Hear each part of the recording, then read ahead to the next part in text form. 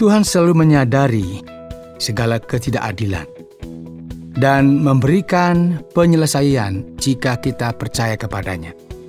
Keadilan mungkin membutuhkan waktu, tetapi cepat atau lambat ia akan datang. Selamat datang di Jalan 66, program pendalaman Alkitab yang membahas pasal demi pasal Alkitab secara mendalam. Saya Oti Priambodo, tuan rumah Anda. Sebelumnya kita telah mengikuti serangkaian pendalaman Kitab Kejadian. Kitab pertama dalam Alkitab. Yakub telah bekerja untuk pamannya, Laban, selama 14 tahun dan telah menikahi 2 putri Laban, serta memiliki 13 anak. Kini saatnya baginya untuk kembali kepada kerabat yang ditinggalkannya. Dan hari ini kita akan membahas Kejadian pasal yang ke-31. Bersama dengan Pak Yohanes, narasumber kita yang akan menyampaikan tema yaitu Yakub dalam pelarian.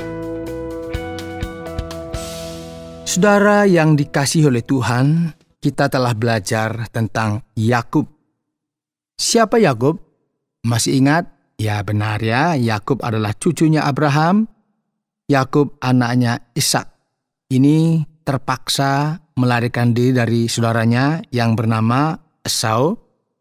Mengapa dia ingin melarikan diri, saudara? Ya karena memang saat itu Esau marah karena semua berkat yang seharusnya milik Esau dialihkan ke Yakub.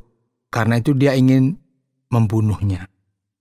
Karena peristiwa itu, maka Yakub pergi ke Mesopotamia, ke rumah pamannya bernama Laban, dan ternyata saudara, di sana pun dia akhirnya tertipu.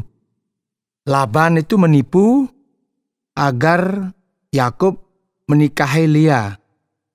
Padahal yang ditaksir itu kan Rahel, itu adiknya. Kemudian dipaksa lagi dia bekerja selama 7 tahun sebagai imbalan agar mendapatkan Rahel. Jadi genap dia kerja kurang lebih 14 tahun. Dan tentunya Laban agar dia kaya, ini membuat otak-atik juga ya. Gimana caranya agar kaya, dibuatlah kesepakatan. Jadi ini tipu melawan tipu. Tetapi kita lihat di sini bahwa rupanya Tuhan tetap memberkati Yakub dan akhirnya Yakub menjadi sangat makmur, kaya.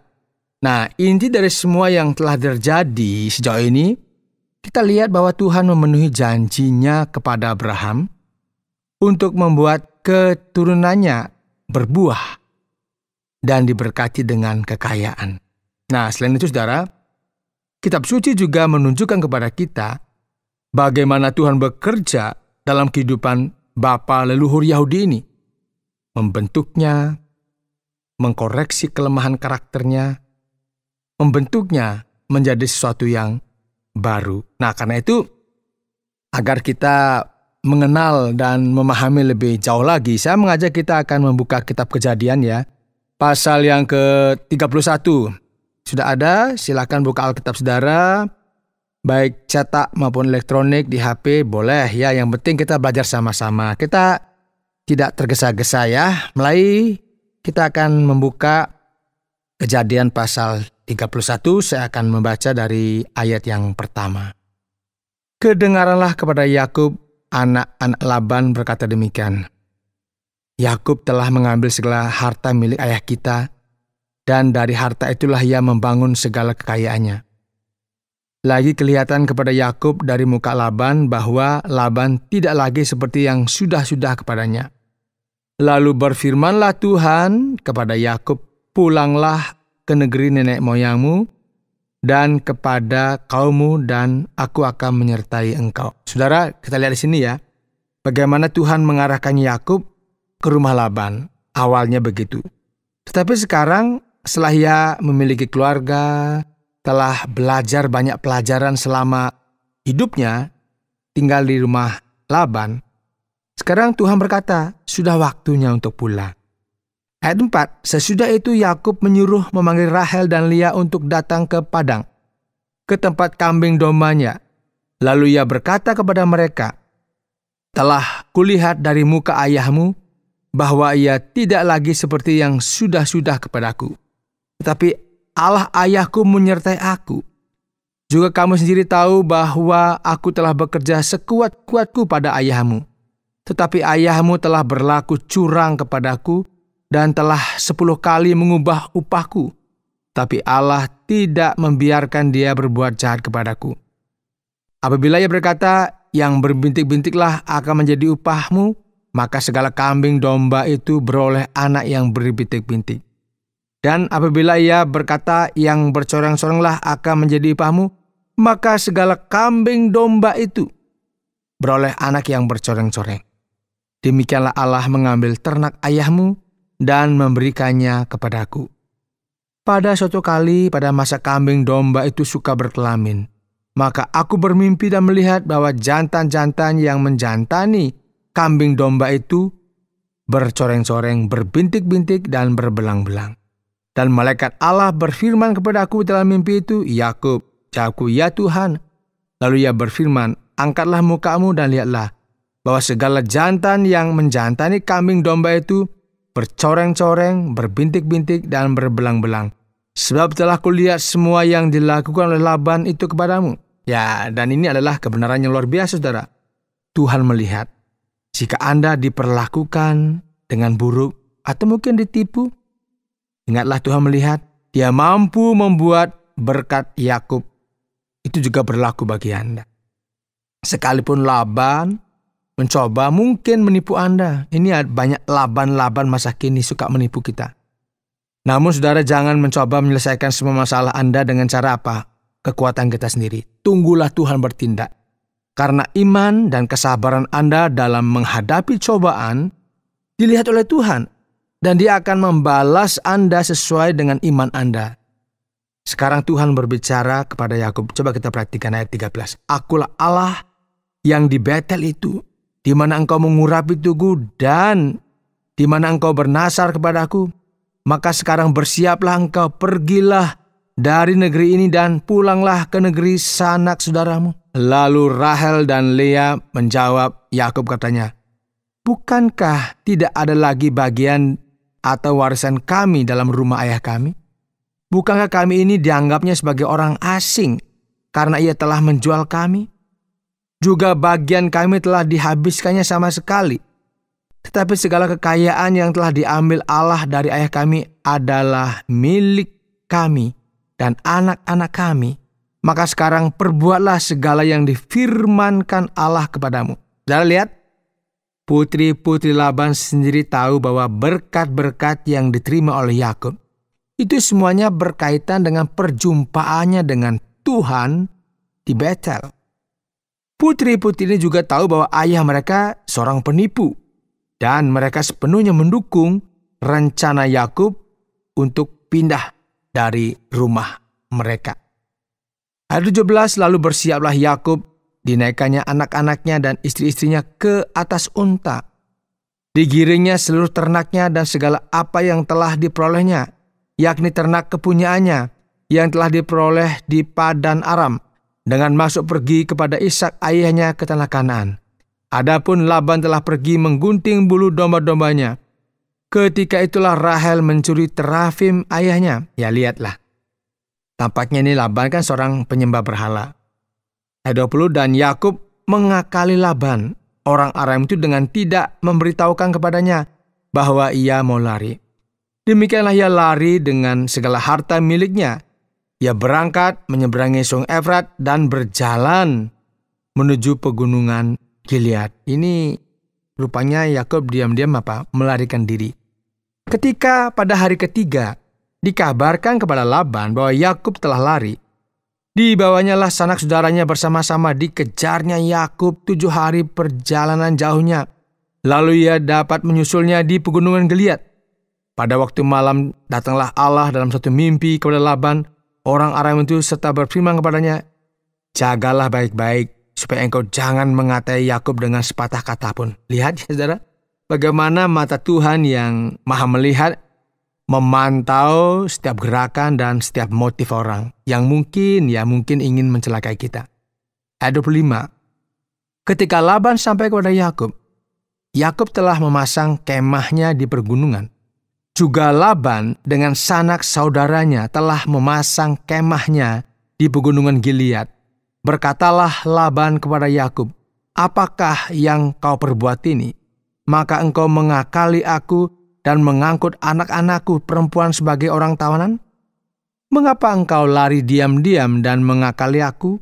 Mengapa engkau tidak memberitahu kepadaku supaya aku mengantarkan engkau dengan sukacita dan nyanyian dengan rebana dan kecapi? Lagi pula engkau tidak memberikan aku kesempatan untuk mencium cucu-cucuku laki-laki dan anak-anakku perempuan.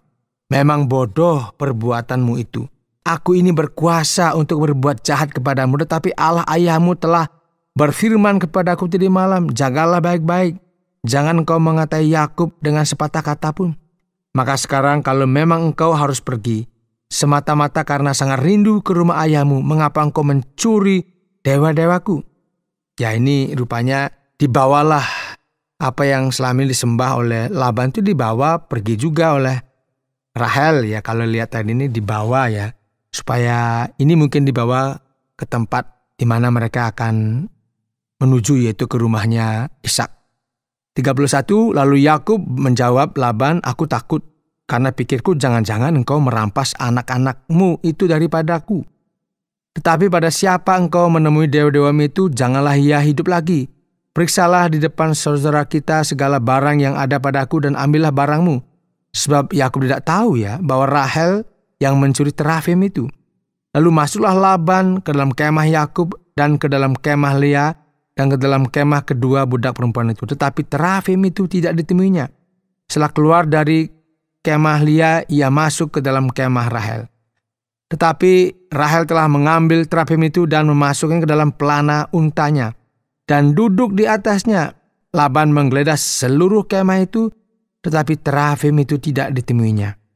Lalu kata Rahel kepada ayahnya, "Janganlah Bapa marah, karena aku tidak dapat bangun berdiri di depanmu sebab aku sedang haid." Ya, dia sedang mengalami menstruasi ya. Dan Laban mencari dengan teliti, tetapi ia tidak menemui terafim itu. Lalu hati Yakub panas dan ia bertengkar dengan Laban. Ia berkata kepada Laban, "Apakah kesalahanku? Apakah dosaku maka engkau memburu aku sehebat itu? Engkau telah menggeledah segala barangku. Sekarang apakah yang kau temui dari segala barang rumahmu? Letakkanlah di sini di depan saudara-saudaraku dan saudara-saudaramu supaya mereka mengadili antara kita berdua. Selama 25 tahun ini aku bersama-sama dengan engkau.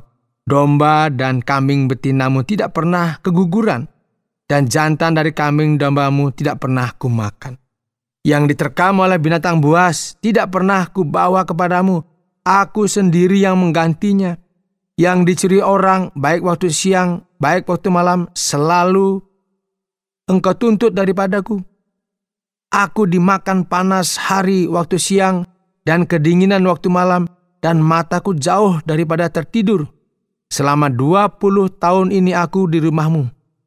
Aku telah bekerja padamu 14 tahun lamanya untuk mendapat kedua anakmu, dan 6 tahun untuk mendapat ternakmu, dan engkau telah 10 kali mengubah upahku. Seandainya Allah ayahku, Allah Abraham yang disegani oleh Ishak tidak menyertai aku, tentulah engkau sekarang membiarkan aku pergi dengan tangan hampa. Tetapi kesengsaraanku dan jerih payahku telah diperhatikan Allah, dan ia telah menjatuhkan putusan tadi malam.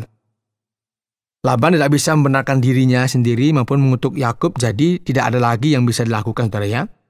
Lalu Laban menjawab Yakub, "Perempuan-perempuan ini anakku, dan anak-anak lelaki ini cucuku, dan ternak ini ternakku. Bahkan segala yang kau lihat di sini adalah milikku. Jadi apakah yang dapat ku perbuat sekarang kepada anak-anakku ini atau kepada anak-anak yang dilahirkan mereka? Maka sekarang marilah kita mengikat perjanjian, aku dan engkau, supaya itu menjadi kesaksian antara aku dan engkau." Kemudian Yakub mengambil sebuah batu dan didirikannya menjadi tugu. Selanjutnya berkatalah Yakub kepada sanak saudaranya, "Kumpulkanlah batu." Maka mereka mengambil batu dan membuat timbunan. Lalu makanlah mereka di sana di dekat timbunan itu. Laban menamai timbunan batu itu Yegar Sahaduta, tetapi Yakub menamainya Galet. Lalu kata Laban, timbunan batu inilah pada hari ini menjadi kesaksian antara aku dan engkau. Itulah sebabnya timbunan itu dinamanya Galet. Dan juga Mispa, sebab katanya Tuhan kiranya berjaga-jaga antara aku dan engkau apabila kita berjauhan.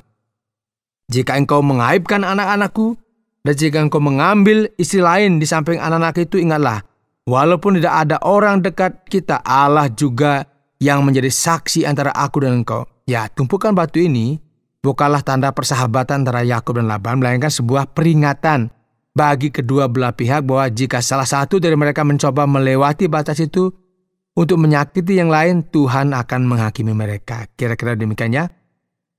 Ayat 51 selanjutnya kata Laban kepada Yakub, inilah timbunan batu dan inilah tugu yang kudirikan antara aku dan engkau. Timbunan batu dan tugu inilah menjadi kesaksian bahwa aku tidak akan melewati timbunan batu ini, mendapatkan engkau, dan bahwa engkau pun tidak akan melewati timbunan batu dan tugu ini mendapatkan aku dengan berniat jahat. Allah Abraham dan Allah Nahor, Allah ayah mereka kiranya menjadi hakim antara kita. Lalu Yakub bersumpah demi yang disegani oleh Ishak ayahnya. Dan Yakub mempersembahkan korban sembelihan di gunung itu. Ia mengundang makan sanak saudaranya, lalu mereka makan serta bermalam di gunung itu. Keesokan harinya, pagi-pagi Laban mencium cucu-cucunya dan anak-anaknya serta memberkati mereka. Kemudian pulanglah Laban kembali ke tempat tinggalnya. Anda sedang mendengarkan Jalan 66, pelajaran Alkitab bersama dengan saya, Oti Prambodo, dan narasumber kita yaitu Pak Yohanes. Kita sedang mempelajari Kejadian pasal yang ke-31, di mana Yakub dan keluarganya melarikan diri dari rumah Laban. Dalam pelarian, Yakub dan Laban telah mencapai gencatan senjata yang sulit membuat fakta non-agresi di Gilead. Nah, lalu kita melihat hal ini tidak mengakhiri permusuhan, tetapi setidaknya mereka hidup berdampingan secara damai. Begitu, Pak Yohanes? Ya, ini Laban memang berdamai dengan Yakub selama ia masih menjadi pekerja upahan. Namun begitu statusnya meningkat dan ia mulai makmur, hubungannya dengan bosnya berubah. Salah satu kelemahan manusia adalah merasa iri terhadap mereka yang menjadi kaya dan makmur. Benar atau benar? Meskipun mereka mendapatkannya dengan cara yang jujur dengan kerja keras. Namun siapapun yang makmur perlu berhati-hati agar tidak sombong dan bersedia berbagi dengan mereka yang membutuhkan. Dan ini realita dalam kehidupan kita sehari-hari. Sekarang kita melihat Yakub menerima firman dari Tuhan bahwa sudah waktunya untuk pulang. Tetapi cara dia pergi secara tiba-tiba pasti sangat mengejutkan Laban dan benar-benar membuatnya kebingungan. Ya, Tuhan berfirman kepada Yakub bahwa ia harus pulang ke tempat asalnya. Tetapi Yakub merasa ia tidak bisa begitu saja berkata kepada Laban, kita pergi sekarang, selamat tinggal. Enggak seperti itu ya. Ya, saya pikir pasal ini menunjukkan kepada kita bahwa kita seharusnya tidak lari dari masalah, tetapi membahas niat kita, rencana-rencana kita, dan menjernihkan suasana. Jangan karena ada masalah kita lari. Jika ada kesulitan, ya bicarakan. Ya, banyak orang berhenti kerja hanya karena tidak masuk kerja. Itu tindakan yang sangat buruk dan tidak menguntungkan siapapun. Lebih baik dibicarakan dengan atasan dan beritahu mereka apa yang terjadi. Mungkin solusinya bisa ditemukan tanpa harus memotong waktu dan membuat nama baik diri sendiri. Kan gitu ya. Jadi kalau kita ada masalah di kantor misalnya, jangan tiba-tiba hilang. Ya ngomonglah, saya sudah capek, saya mau resign, saya mau pindah kerja, kan tidak apa-apa. Jadi tetap buat nama kita baik. Jangan gara-gara ada masalah kita menghilang dan orang bilang mutung, nah itu nggak baik. Lalu, ada masalah dewa-dewa rumah tangga. Bukankah seharusnya Laban tahu lebih baik daripada memiliki berhala di rumah? Nah, bahkan saat ini ya orang-orang merasa tidak nyaman menyembah Tuhan yang tidak dapat kita lihat ya. Tetapi mengapa kita harus bersikeras memiliki ilah-ilah yang kelihatan yang dapat dicuri? Ya, kita yang percaya kepada Tuhan Yesus Kristus tidak melihatnya, tetapi harta kita disimpan di sorga di mana tidak ada pencuri yang dapat mencurinya. Kita mungkin mengkritik orang-orang yang, wah ini menyembah berhala. Tetapi Poti ingat ya, apakah kita lebih baik ketika kita memuja kekayaan, kan, status, dan harta benda? Nah, kita mendahulukan segala macam hal ini di atas Tuhan dalam pikiran kita. Dan kita harus berhati-hati ya, agar tidak menjadi orang-orang yang terkutuk. Kita tidak dapat melayani Tuhan sekaligus mamon atau harta kekayaan. Dan ketika hukum Musa diberikan di Gunung Sinai, perintah pertama adalah, jangan ada padamu Allah lain di hadapanku, dan jangan menyembah patung.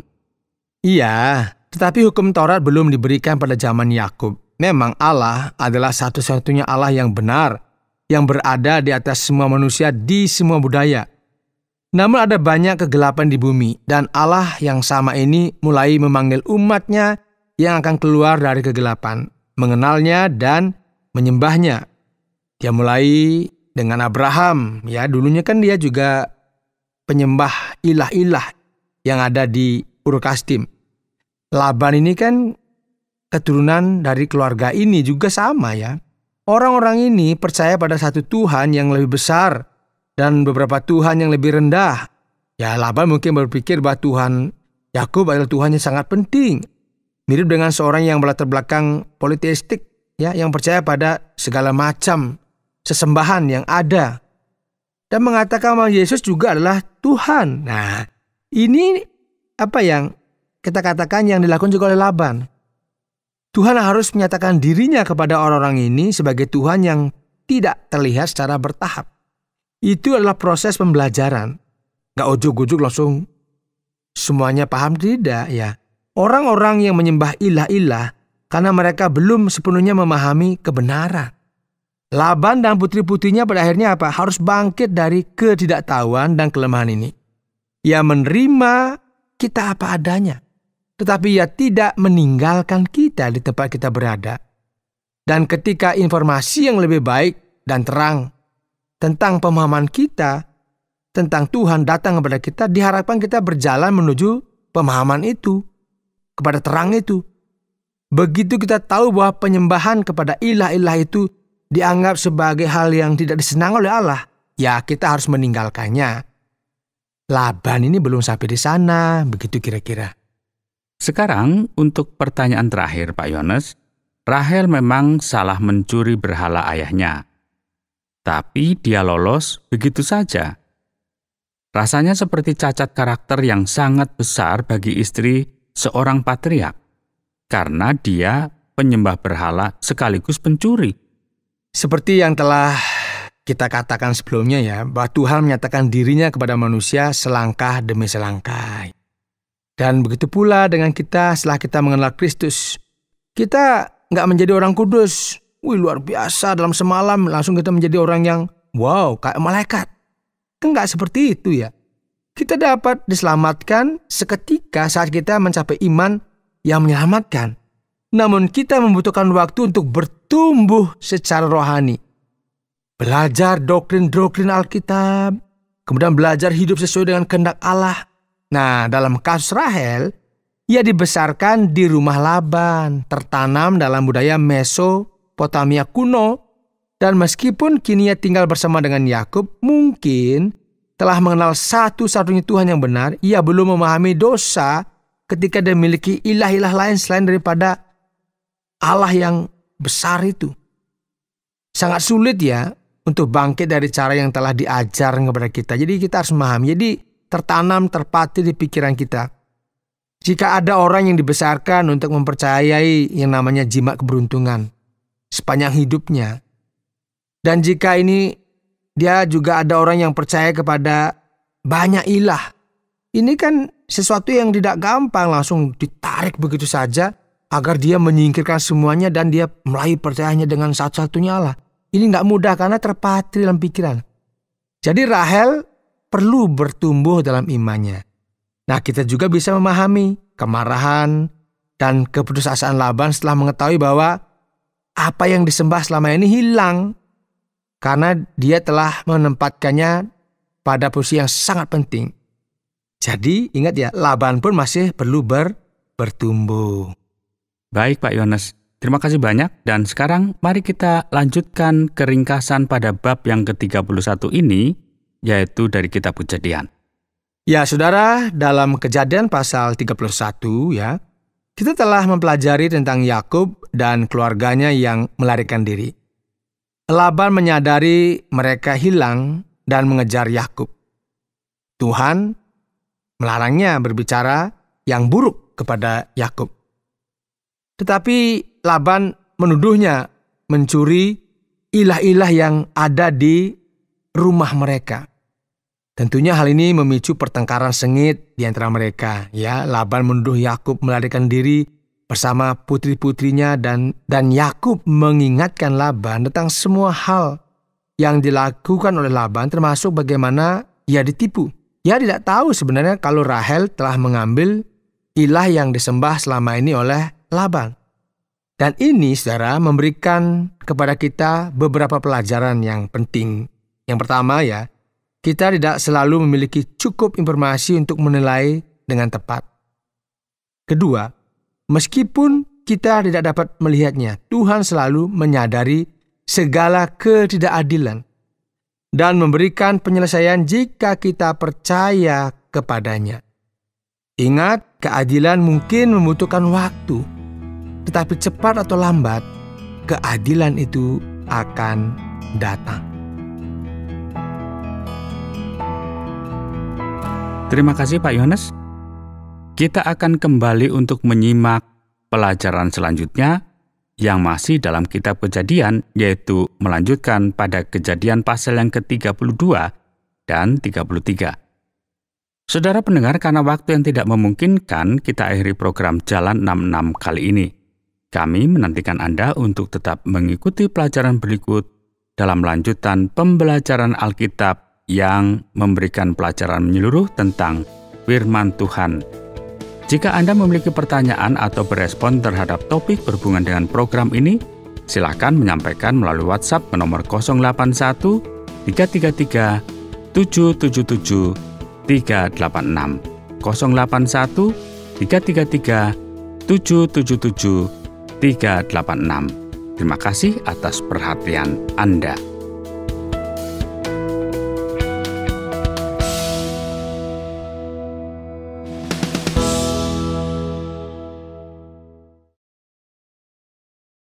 Terima kasih Anda sudah mengikuti program kami. Jika Anda diberkati, jangan lupa like, komen, dan share supaya Anda tidak ketinggalan setiap program terbaru kami.